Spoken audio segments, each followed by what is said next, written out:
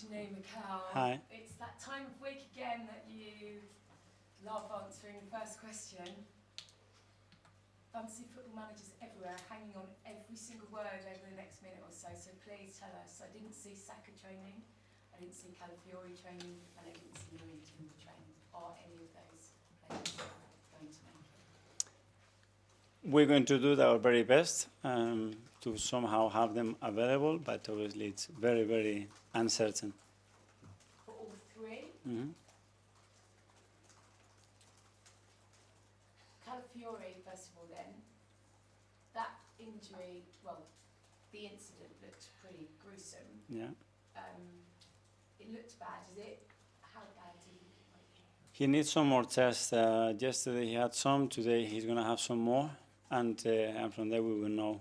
Because last time as well we thought it was really bad, and then he ended up playing 2 days after or 3.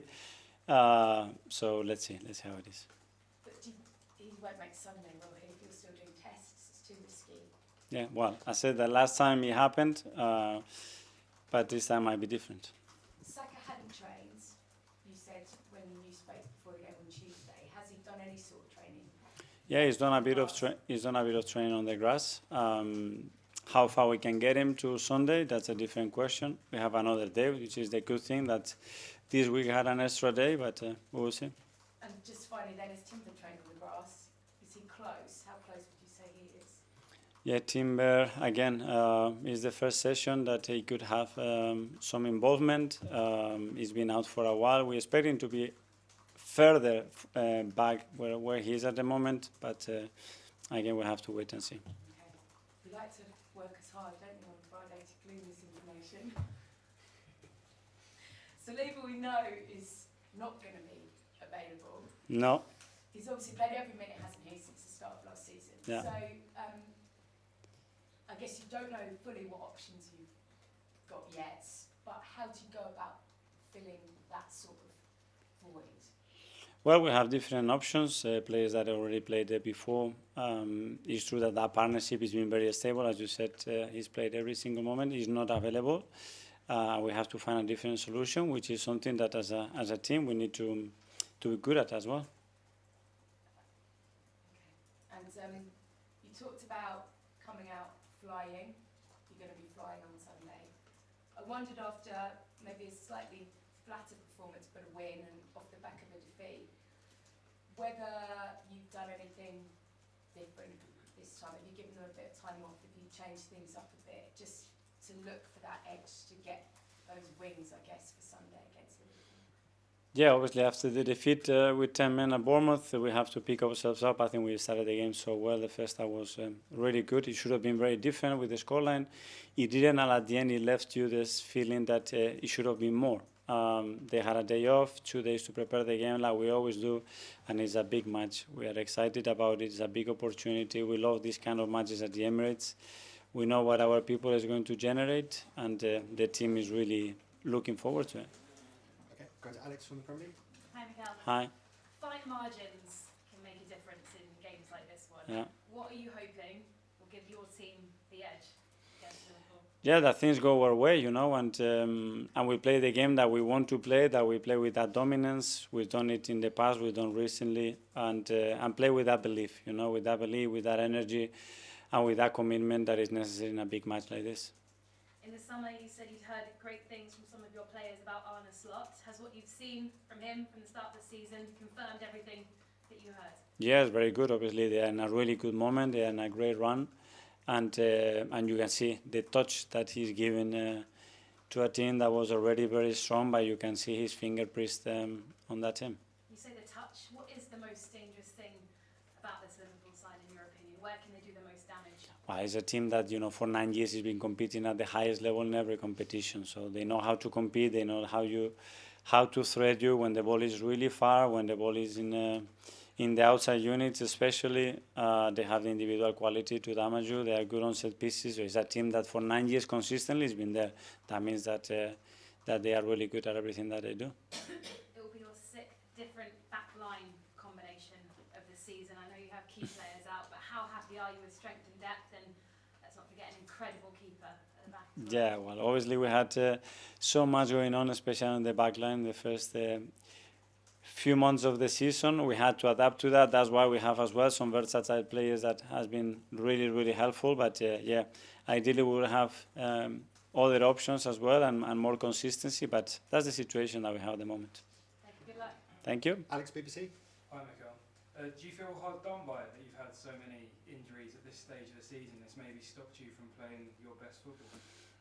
This is the game, you know. Obviously, we didn't want to be in that situations, but we are really lucky as well to have the squad that we have, to have the players that we have, to have the attitude that we have when it comes down to reacting against a difficult situation. And don't feel sorry for ourselves. Face it.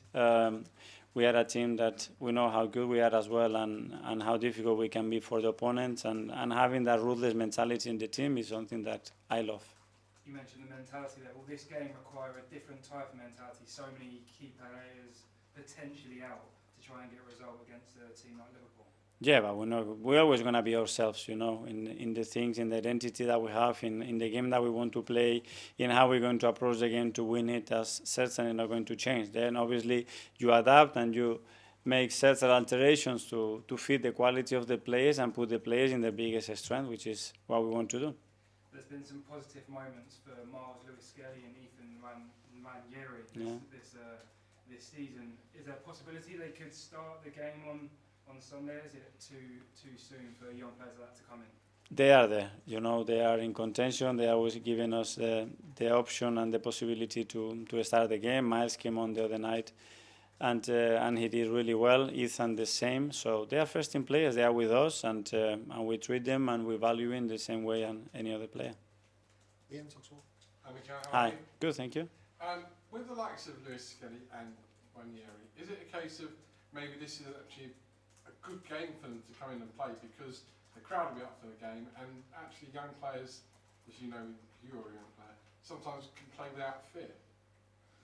Yes, for sure. That's certainly something that they don't feel much, especially those two, and that's something really positive. It brings the crowd together as well. It creates energy in the team. That's something really good. It's about throwing in the best moment with the right players around it, which is something really important as well. So you wouldn't be scared to do it? No.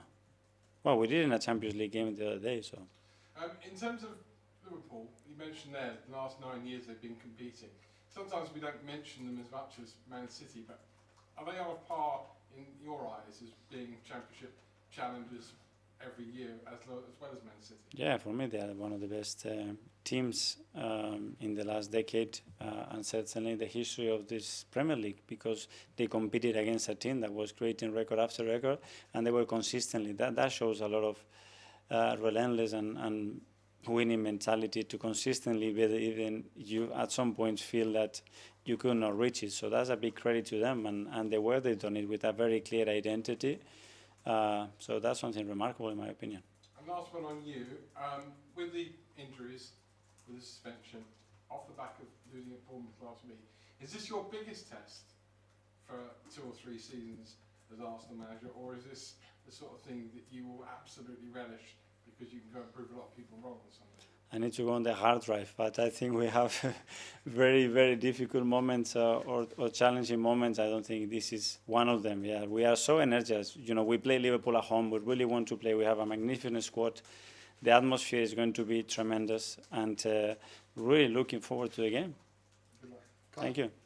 Hi, Mikel. Hi. If you were to lose this game, you'll be 7 points. If we were going to win it, If you were to win it as well, you'd be even closer. I don't think about that. I think It's about. too early to think about that. Well, I never think about what if we lose it. I think is everything that we do is to win it. So in my preparation, I don't spend 1 second if we lose it. So it's about if we win it, how convinced we are that we are going to win it, and how we're going to feel afterwards. Do you think about the title race at all? Because you mentioned Liverpool being as a challenger. Do you think about that? But I don't. When we won against Aston Villa, and everybody was already saying, well, if you lose this game, second game of the season, what's next? And then you have to go to City and you have this and that. We cannot think like this in October. Eh? Simon? Mikel, just in the sort of era we live in now, social media, news and everything, I just wonder for you, how important is it keeping information inside the club and stopping leaks, and how much is that something that you've worked on as a manager, particularly when we're all trying to find out the injury news? Especially against team news, yeah. Yeah, that's something I understand. There are a lot of kids as well that they want to do their own teams and obviously their managers and their position. But yeah, it is our job to protect that as much as possible because you don't want to give anything away. Normal. Was it something you've worked in from when you came in, stopping leaks from the club?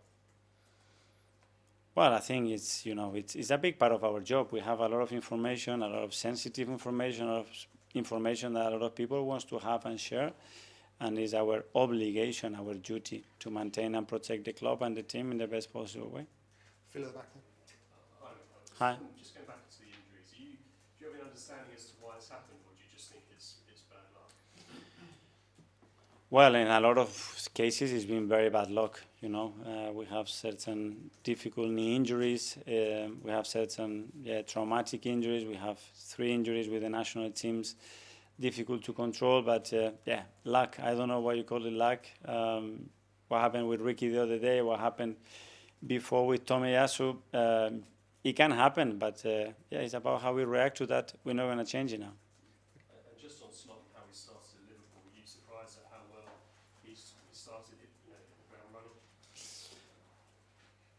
No, because obviously the team already, the infrastructure that they have, the team that they have, the individuals that they have, and because he's a really good manager, so he has inherited a team that is already very successful. And he's given it his touch to maintain that and to evolve in the direction that probably he believes is the right way to do it. So obviously from the beginning, when you look at that squad, you think they're going to be right in the mix. Okay, last couple in the live section first, James. Mikel, Hi. with the injuries you've got, I don't expect you to tell us, but do you know your team? As you sit there now, do you know your lineup? Till tomorrow now. So can you just talk us through the sort of next 48 hours for you, like what the challenge is like when you've got the A lot of drawing, a lot of possibilities, a lot of ifs, because probably the team that we start is not going to be the team that we finish the game. So, but this happens every week. We have to prepare for the scenarios, what happens if, what context the game throws at you, and how prepared we are after to make the changes that we need to do, who is available to play 90 minutes, who is not. That's always the case. Because you talked before about, you sort of recognised that maybe you did a lot of work last season to keep players fit for so long. Particularly at the back, you were able to pick the same back four so consistently. So did you sort of feel you prepared for this to some extent? You kind of knew this was coming at some point? Well, not that early in the season and not in the manner that it has happened with a few players, but having the rest in the best possible physical condition, mental condition, something that obviously we put a lot of work into that because it's key, and then be the team prepared, because when that happens, you lose your captain. That's a big thing, Then you lose your central defender, you lose your fullback, you lose another fullback, you lose your striker, you lose a winger. But the team, the team has to have the resources. First of all, mentally to adapt to that, and then, maintain the same belief that even like this, we are a great team. James, CBS? Yeah. Mikel, talking about the injuries, the red cards, it seems like a lot of luck has broken against you this season. Given that, what have you learned about the character of your team, and maybe what has the team learned about its character? I love, watching people, watching individuals, watching teams react to that, and is it, but look at it, and I hate it. And I haven't seen the team once, I haven't seen the staff, I haven't seen upstairs, I haven't seen anybody talking about it. Get on with it. Get on with it, show your teeth, show how much you want it. That means opportunity for other people, that is opportunity for us as a team to rebel against certain situation. We need the crowd more, so on Sunday we need them even more. Okay, I'm sure they're going to do that, and let's keep going. How do you stop yourself doing that? Because, when Ricardo goes down, that's another left back out. How do you not go? Because it gives me zero for the next moment, for the next day, for the next preparation. It just takes things out of me. And if it takes it out of me, it's going to take things out of the staff because they are close to me, and then the players, and then belief. Throw it away. That's it.